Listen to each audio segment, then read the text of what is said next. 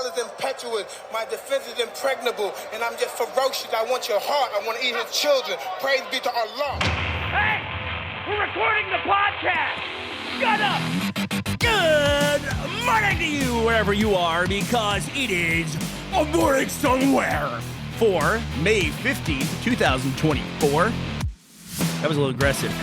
My name is Bertie Burns, sitting right over there. She will eat your fucking children. Ashley Burns. Say hi to Ashley, everybody.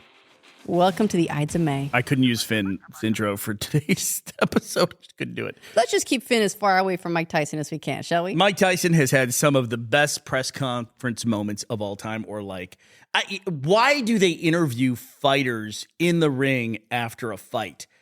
And how does that not end in a brawl every single time? I know they must be exhausted, but especially where like a fighter has trained for 4 months and knocks a guy out in 90 seconds, the way Mike Tyson did on several high-profile occasions, and he's not tired.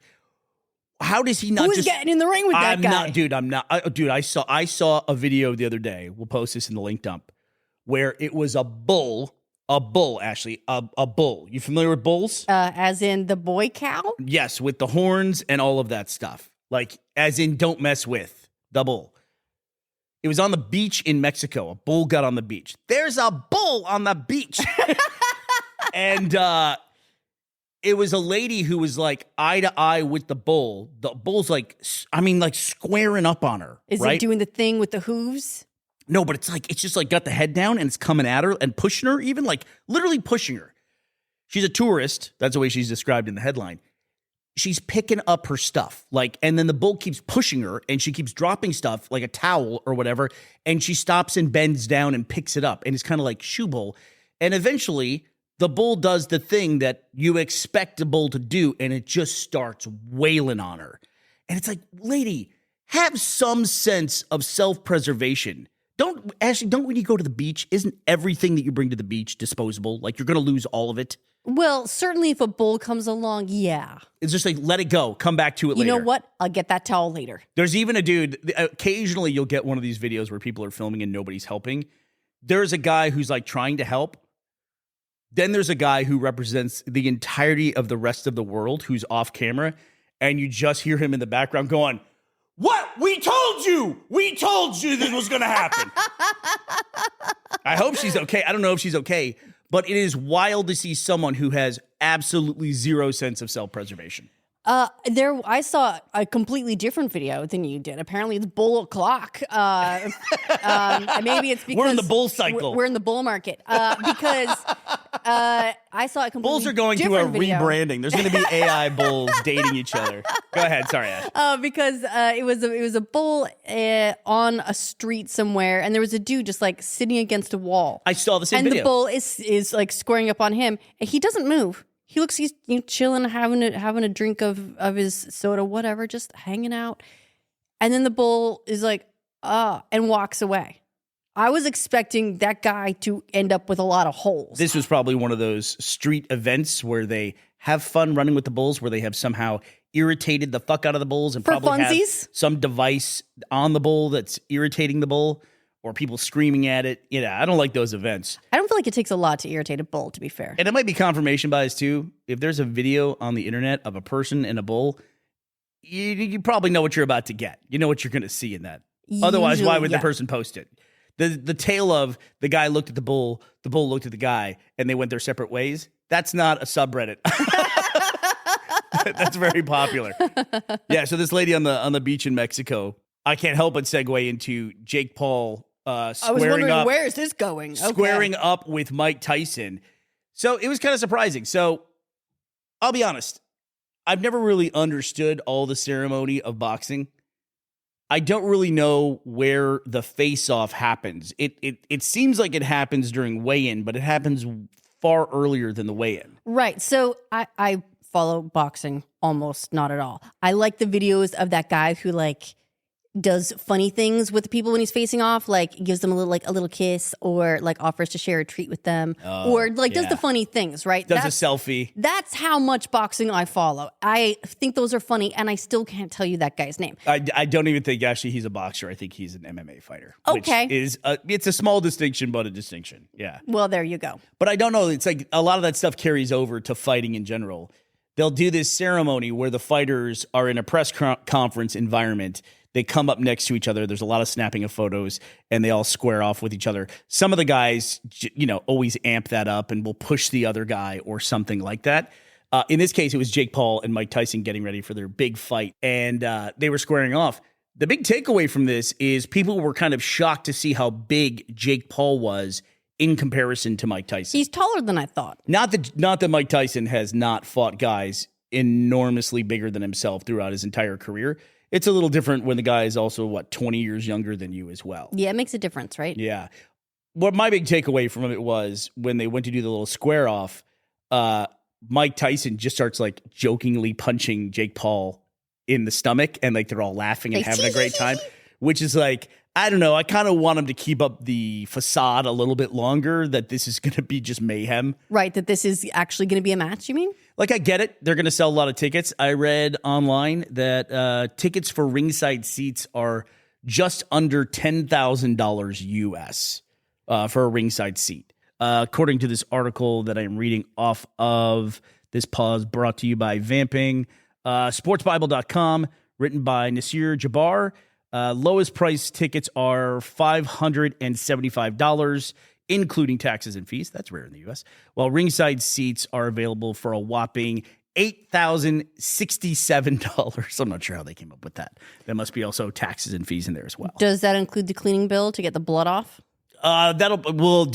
This is a exhibition fight. Do you think there will be blood? That's the question now that I've got after this gruesome face-off that we witnessed. So let's back up, because this sounds like a bit of a shift for you, because last time we talked about this, you were firmly of the belief that Mike Tyson is going to fucking kill Jake Paul. Let me retort by saying, first of all, how dare you? Wasn't the last time we talked about this. It was the first time we talked about it. I thought Jake Paul was going to die. Then as we started to learn more about the fight and rumors about the contract, which were never really substantiated, it did seem to be more this is for funsies. They're going to be buying a lot of houses with the paychecks from this thing. $8,000 at a time.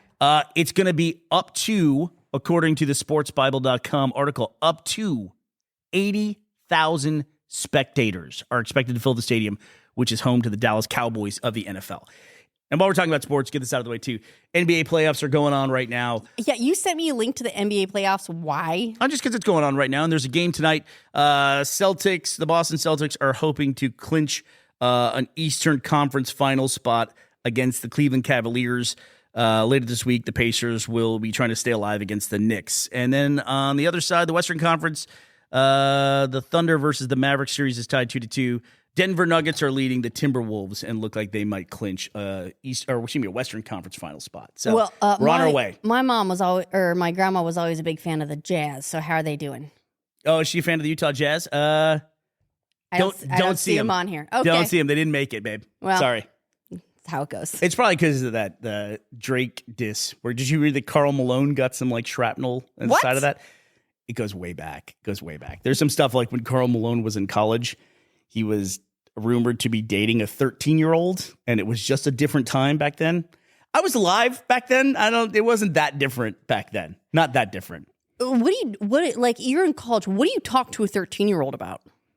Can we not talk about this conversation at all? I don't even want to talk about this. Fair enough. This is going to be an anti-kid conversation. You talk about, we have the thing of Tyson talking about eating people's kids. We're talking about Karl Malone. And now, sadly, we're going to have to talk about the Dirt Dog Las Vegas Bluey event that took place. We're going right from Mike Tyson to Bluey. Well, look, it's all and it was a natural progression. It's all about blood sport. Who knew the way from Mike Tyson to Bluey was through Karl Malone? My God. Okay. Oh my God. Yeah. So what is this event that happened? Okay, so it was a lot like the Glaswegian event that was not Willy Wonka. Okay, so this was like a not Bluey event? No, this was straight up Bluey. They even made an apology, Dirt Dog Las Vegas. they made an apology saying to our Bluey family. So they're fully in on the Bluey branding, which, by the way, Bluey is a phenomenon. It's now a $2 billion franchise. And Ashley, you and I read the other day that we didn't substantiate this, but this was something that we read, that 30% of Disney Plus's traffic by watch hour is episodes of Bluey. 30%. Look, I kind of get it. Like, Bluey is a show that not only kids can watch, but their parents watch it and enjoy it and love it. If you can manage that to walk that line, you're doing really, really well. Also, it's cute. You trust it. The episodes are pretty short, so you can put one on while you're getting dinner together and not worry that your kid's going to end up in like some weird corner of YouTube. YouTube's been a lot better about protecting kids ever since that weird thing where they were getting into videos that were It's like Disney Spider-Man and Elsa or yeah. something, right? And it was just like weird. And who would make those videos where they're trying to fool kids into watching adult content? That's just really That just seems bizarre to me. That's the kind of person you want to see in court. Like, you want them to go to court over something like that and not just like haha trolling or whatever. But now if you watch a kid's video, and depending on your settings, I suppose, it won't autoplay the next video. You can't even set it up to do a mini player in the corner while you're watching kids stuff. It has to be full screen on some settings. They're doing a lot to try to protect kids on YouTube. Good. Which I appreciate, but it does cause problems if you're just trying to make normal content. I even talked about the other day, I updated a video for Are You Making More Red versus Blue? And it was just the word no, and that was it. And I had to go through the process of determining whether or not this was safe for kids. And it's like, I get it. Look, I get it. Bernie, it all depends on how often those kids hear no in their daily life. Well, if only the people from Dirt Dog Las Vegas had put the similar amount of thought into their Bluey event. Let me read you this Business Insider article by Grace Dean. A restaurant in Las Vegas hosted what parents described as an extremely disappointing Bluey event that was a meet and greet, which left kids upset and their parents angry. That sounds like every event for kids. You're going to love this. This is written on Facebook. Thanks for ruining my 3-year-old's day. The restaurant, Dirt Dog, promised screenings of the Australian kids' TV series, face paintings, games, giveaways, and snacks, as well as the opportunity to, quote, meet Bluey and friends. But when parents took their kids to the free event at the hot dog restaurant on Saturday, they weren't impressed by what they saw. In social media posts, visitors described having to line up in the sun in Las Vegas. That's actually a really big deal. Good. Because the event was flooded with Bluey fans, only to discover that the titular character was being played by a man in a onesie, which one Facebook user called a Temu Bluey costume. Is that how you said it? Ooh, yeah. Temu? Temu. That's like I've never heard it said out loud, but it's like Walmart version in the past or Wish.com version. Got it. The shitty version of a Bluey costume. And actually, I have held back and haven't shown you the photos. I'm going to send you a photo of Bluey. Oh, no. At the event right now. So you're going to see it live for the first time. All right, reactions coming in hot. This is what people lined up in the Las Vegas sun to see. Oh, no. It's just a dude in like pajamas, basically. Yeah, I mean. Yeah, but I have to admit, is this news, right? Is this something we should be reading about all over the place? This is the kind of event that, I mean, are you sad that you weren't there? Not at all. This doesn't qualify. This is not in that category at all. No, but no, that's, I get how that would be disappointing for kids. On the other hand, if you slice a banana wrong, they're also going to get upset. So right. You ruined my 3-year-old's day is a funny statement because if you have a 3-year-old, literally everything ruins their day. Anything at all. Going to like their favorite event, if it had been the perfect Bluey event, it still would have ruined their day. You could pour milk in their cereal wrong and it ruins their day. Right. That's the wrong spoon. The other day, I was going up the stairs with Finn. I wanted the pink plate. I wanted the pink plate, right? We love Instagram reels of parents and happy couples. One of my favorite things we've been watching on Instagram reels these days is one of the members of the couple, the boyfriend or the girlfriend, is filming the other eating. And they try to match pace with them. And when the guys try to match pace with the girls, it's really funny because they have to eat typically so slow. But watching the girls try to keep pace with the guys, and they're just like does he swallow? It's like they're just like shoveling food in their face, trying to keep pace. It's one of my favorite trends right now. You online. showed me, and we'll find this. We will put this in the linked up because I'm calling for judgment on a specific video in that trend. In this was one of the ones that you sent me because you thought it was It's so the first funny. one. It's the first one I saw. That this is it's a guy. He set up his phone and he's recording. He's got a burger. His girlfriend has a burger, and he's trying to match her eating. And he's getting frustrated because she goes to take a bite and then she puts the burger down. And she goes to take a bite. I'm getting frustrated. He's so frustrated by it. But I'm telling you right now, that is not a fair video because she's not eating. She's watching something on her phone. The food is incidental. Okay. And I think I can speak on behalf of most males when I say, if I'm watching something while eating, that does not slow me down in the least. In fact, that might keep me from like breathing. I would just continue to eat in one gigantic bite like a fucking snake, like unhinge my jaw and just shove the entire thing in. Being distracted while eating is no excuse for going even slower. Sure it is. Sure it is. If you actually want to enjoy the food, you pay attention to what you're watching and then you take a bite and then you chew the bite and then you go back to what you're watching and you trade off. Ashley and I have been on a little bit of a fitness kick, and we decided to take a break the other day. We went out to a local pub that we like that has fish tacos. She also ordered the soup, and that was a disaster because you then had more food than I did. How much of the time, like percentage-wise, do you think I was sitting there with nothing to eat while you were continuing to eat? A billion years. It was like 85% of the time. It was a billion years. Yeah, I was completely done, and I was just sitting there watching you eat. You were just like squirting lime at random spots on your plate. It's a huge problem with couples, I think. It's a huge problem. And then you don't finish, and I'm always waiting to see if it's like, are you done? Are you done with that? Do you want that? I'll have a bite. Can I eat that? But yeah, so this Bluey event's terrible. They issued an apology, and people were just livid in the responses on Instagram. We can post a link to their Instagram for Dirt Dog Las Vegas. Sure, why not? I've said Dirt Dog Las Vegas about 30 times now. So what you're saying, Bernie, is this event works. Is there such a thing as bad publicity? I don't know. I don't know, but now I know if I want a hot dog in Las Vegas, there's a place called Dirt Dog. Right. And while we're talking about incredible events, Ashley's being set up, the Cannes Film Festival is now opening. Ooh, underway. And I heard there's going to be a lot of stuff there. Furiosa is going to be there. Yes. It's actually kind of crazy, the directors that are going to have movies at the Cannes Film Festival. What's really weird to me is when looking up information about this film festival, unlike other film festivals, I can't find information about the films. It's all this week about who's on the jury, like Paul Dano and Brie Larson. And the head of the jury is Greta Thunberg? The Greta who's not the Swedish teenager who wants to fight the climate. Greta Gerwig. Gerwig. Can I ask you a question? Yeah, go ahead. Your name is Greta, right? You had to grow up with the name Greta. How unfortunate is it that you hit one of the only points in history where there's two famous Gretas? where you actually have to share the famous name? Like, we had Greta Garbo, then there's a 60-year break on Greta's, and now we've got two Gretas. Yeah, that said, I don't think Greta is that unusual a Swedish name. But I was looking online, and some of the films that are showing at the Cannes Film Festival are Francis Ford Coppola has a sci-fi film called Megalopolis.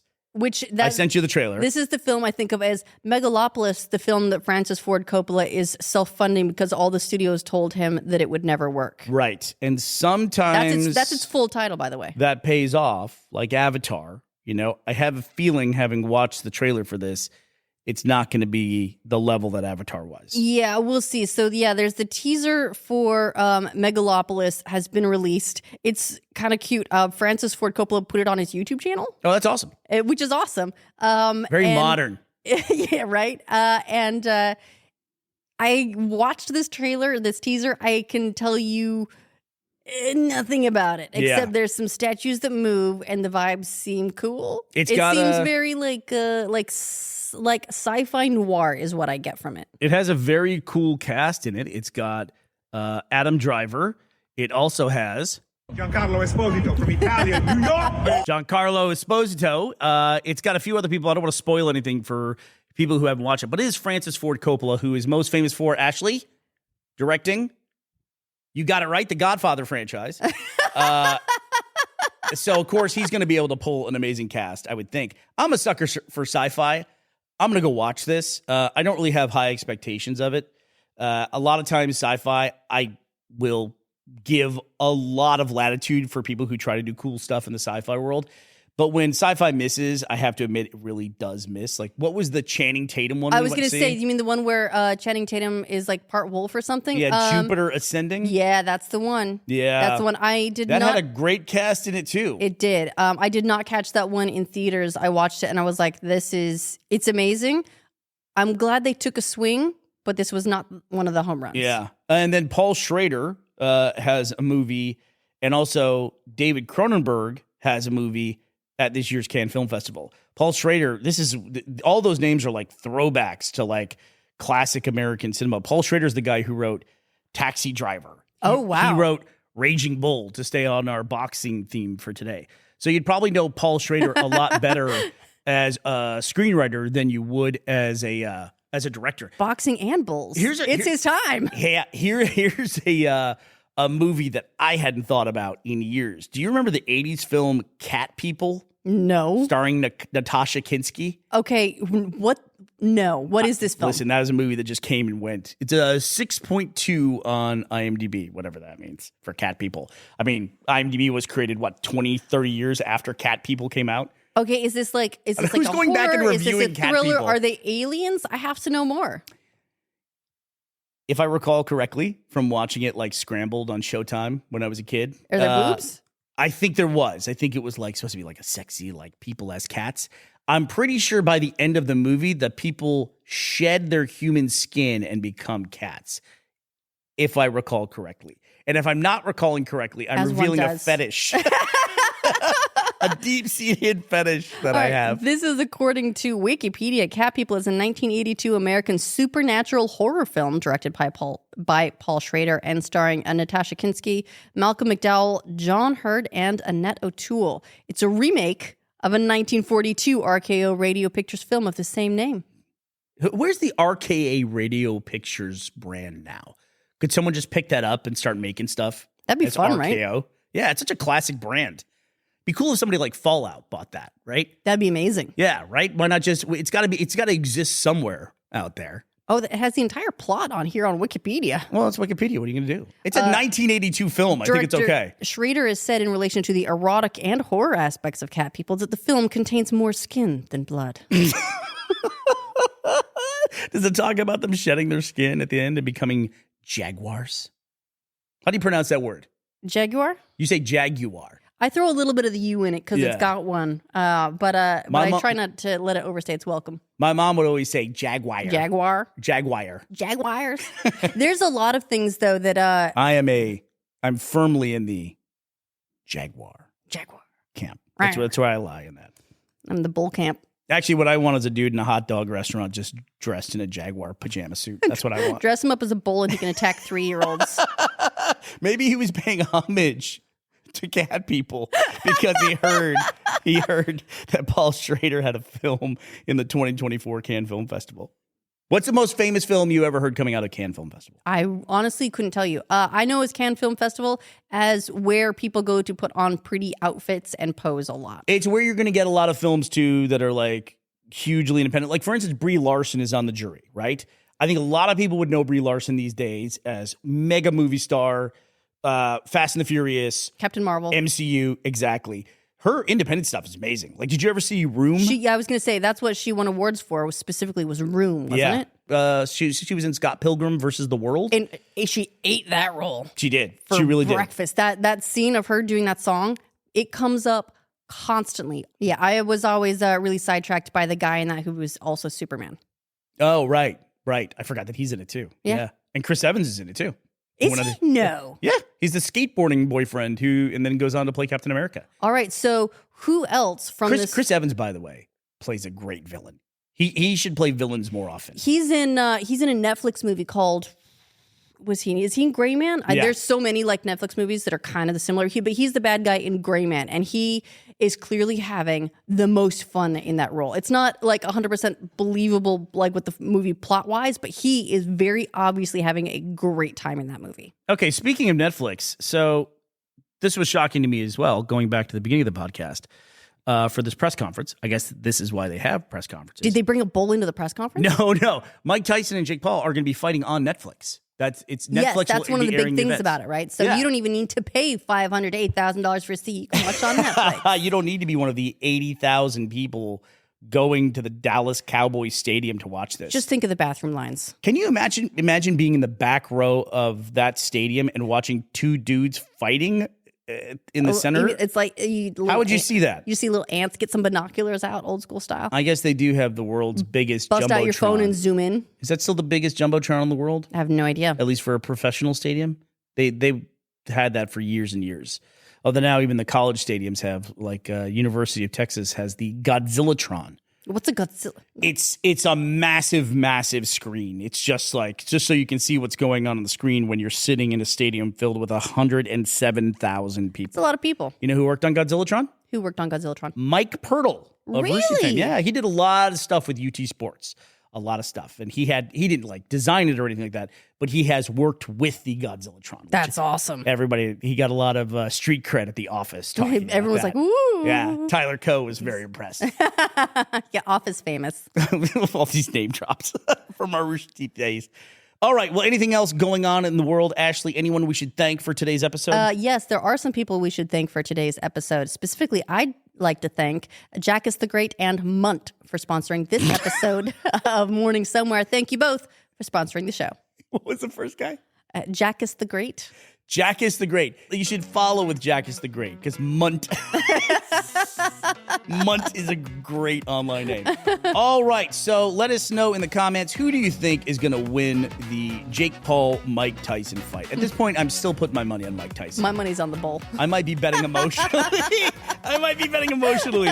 But I think he's going to win. All right, well, that does it for us today, May 15th, 2024. We will be back to talk to you tomorrow. We hope you'll be here as well. Bye, everybody.